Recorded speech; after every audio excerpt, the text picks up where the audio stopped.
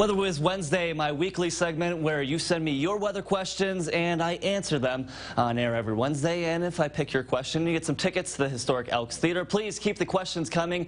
Send me your weather questions to weather@newscenter1.com. I love them all, and I'm opening up to anything in the field of meteorology. Please, I love seeing your questions, and I love being able to pick out which one I get to do next. But why is the temperature freezing one day and nice the next? This is our Weather Whiz, Anya. And Anya, well, I'm guessing you were here for most of the month of March because we really had some very nice days and some days on the complete opposite side of the spectrum. Maybe if you were on vacation all of March, you wouldn't be like, what is he talking about? No, but this is that transitional period, so we tend to have some days in the 70s like last Saturday, and then we also have days where, yeah, we're in the teens and 20s or even seeing a blizzard. But basically, there's four main factors that determine what kind of temperatures we're going to see. I talked about this last week on Weather Whiz Wednesday when I was talking about the jet stream. Just that thing has such control over the temperatures that we see. It basically divides the air masses and the warm versus cold sectors of the country. Another thing that will often drop our temperatures quite drastically or improve them,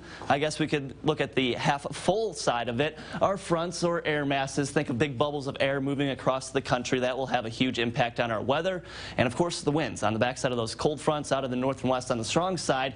Winds, we talk about cold air advection. Think of this bubble getting moved from one area to another. That's cold air advection. And then we also have warm air advection. I call it wah and ka. You should hear me. I'm like a crazy man in the morning talking about a little bit of wah, a little bit of ka. More on that in a second. And then sunshine and heating. We need that precious sun's energy to heat up the atmosphere. All right, here's what's going on. The jet stream, I'm going to show it to you. This is the current map, but you see this little dip in the jet stream. This is what we call a trough. We don't like to see troughs because that means cold temperatures. That's why we're in the 30s as we're heading into today and tomorrow. But we start to see a little bit of a ridge. You see this little hill here, ridge. This is what we like to see.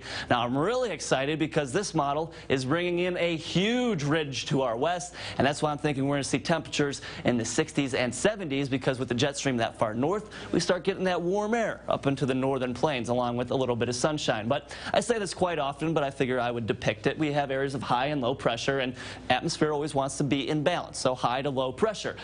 Clockwise flow around the high in the northern hemisphere, counterclockwise around the low. So our winds here would be from high to low, and it'd probably be a cooling wind because the colder air off to the north going down to the south. And then we also have the fronts. This is a typical mid-latitude cyclone or extratropical cyclone. Center of low pressure, cold front, and the warm sector. These are the bubbles I'm talking about. When we have the warm front, we have the warm, moist air. On the backside of the cold front, cold and dry air. Winds usually out of the south and then out of the north and west. And as this thing moves across, that could be 60s one day, 30s the next, and some very breezy winds. But Anya, I hope that answers your weather question, why we could see such temperature swings. And I guess the best way of putting it is, well, it's April here in South Dakota, and it doesn't make it easy. But just for that, you win a family 4-pack of tickets, 4 tickets, 2 drinks, 2 popcorns to the historic Elks Theater. A News Center 1 representative will contact you. Once again, keep the weather questions coming. Weather@newscenter1.com. Coming up, Pinterest Pick of the Week. We shake things up for our 50th episode. Stay with us.